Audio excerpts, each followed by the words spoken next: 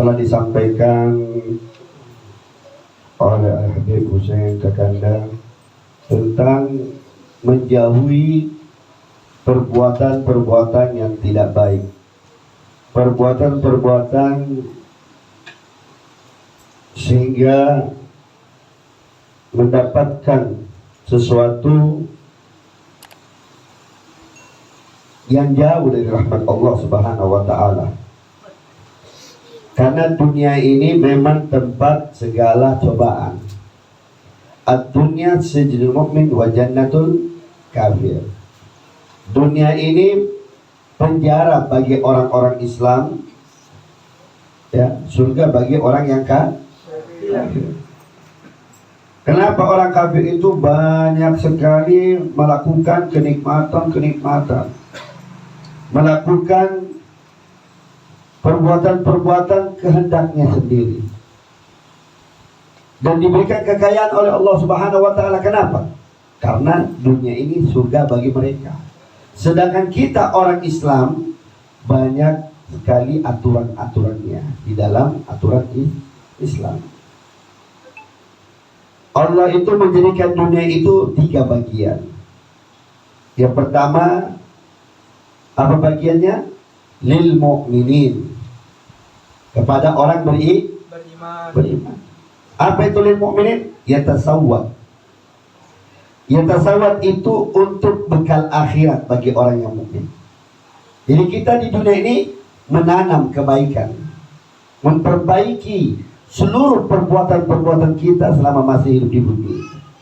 Setelah kita berbuat baik, melakukan kebaikan, menanam kebaikan, kita petik nanti di akhirat. Sabar maksiat, sabar pandangan, sabar melakukan sesuatu yang tidak diinginkan oleh Allah, sabar, taat terus, beribadah, menyenangkan hati baginda Muhammad SAW. Itu namanya golongan orang-orang bahagia. Ya, termasuk sabar apa? Bicara yang tidak baik, mendolimi orang, jangan. Nah, menyakiti orang, melakukan perbuatan-perbuatan yang tidak diridhai Allah, jangan. Harus sabar dulu. Memang susah, pahit, tapi setelah itu mendapatkan keberuntungan, kebahagiaan, kesejahteraan bersama siapa? Nabi kita Muhammad SAW. Itu yang pertama. Yang kedua, lil munafikin. Kenapa harus ada munafik?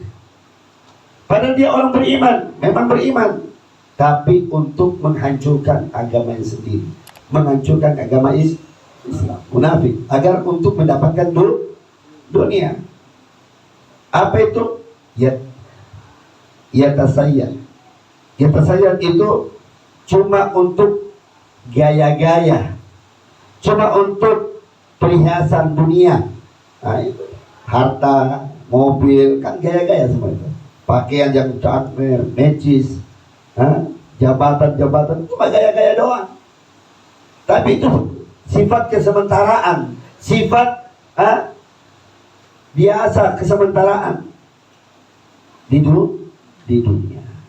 Ya, memiliki harta itu sementara, tapi hakikatnya selama-lamanya di akhirat. Yang ketiga Pak, lil kafir.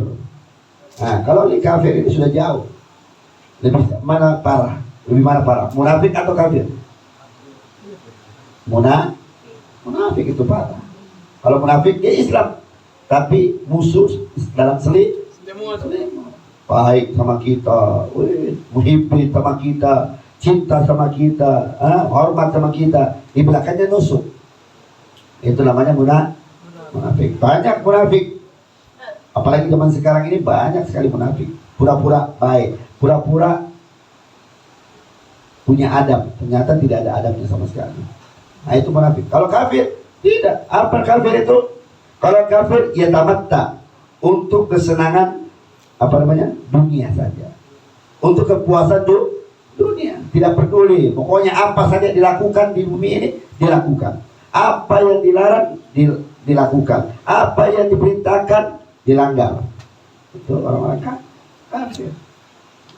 Sehingga dia tidak puas sampai dia menghancurkan, memusnahkan, menghabisi saudara-saudara kita yang muslim. Contohnya di mana? Palestina. Mereka tidak punya rasa hati nurani sosial kepada sesama manusia, tidak ada. Itu Yahudi disebutkan dalam Al-Quran. Mereka ini membunuh mereka. Memang sudah dahsyatnya manusia yang paling bejat adalah Yahudi. Yahudi itu tidak pernah ada rasa kasihan sedikit pun. Makanya Allah ciptakan Yahudi sebelum apa? Yang lain. Pertama apa? Iblis. Iblis ini makhluk yang paling mulia, tapi ada sifat semuanya termasuk Yahudi. Kedua apa? Dajjal, sama. Ketiga apa? Yahudi. Yahudi ini anak-anaknya semua, anak-anaknya setan, anak-anaknya orang-orang yang tidak punya sifat sosial, semua tidak ada. Tidak ada rasa sedikit pun kebaikannya, tidak ada. Makanya itu diciptakan Yahudi oleh Allah SWT untuk apa? Merusak di bumi ini. Makanya orang Yahudi itu pintar, cerdas. Tidak ada kalahkan kecerdasannya, kepintarannya orang Yahudi. Tidak bisa kalahkan dalam segi apapun, dalam peperangan, dalam senjata, dalam apa saja, sampai disebutkan dalam Quran. Nanti akhir ayatnya nanti, ketika nanti mereka diperangi, mereka berlari, sembunyi, ketakutan, masuk di pohon, dan lalu pohon mengatakan Yahudi ada di tempat ini, digergaji. Yahudi masuk sembunyi di dalam pohon. Kalau digergaji pohon itu berdarah, mati. Sampai di situ. Sampai pohon sendiri mengatakan ada Yahudi dalam diri saya sendiri. Nah, tidak bisa sembunyi, semua orang Yahudi dibunuh. Akhir zaman. Nah, inilah dia. Jadi Islam, mukmin, munafik dan kafir. Tiga ini yang disebutkan oleh Imam Hasan Al-Basri. Orang Bani Israel dulunya menyembah Allah dulu, tapi ketika dia melihat dunia yang begitu indah, yang begitu mega, sehingga dia berpaling kepada Allah SWT, menyembah apa? Harta, kenikmatan, menyembah itu, seperti itu. Apa katanya dikatakan Imam Hasan Al-Basri? Ikhwanan kanat dunya indahu wadi'a fa'addum ila ma tamattahu ilaiha summarahu hifafan.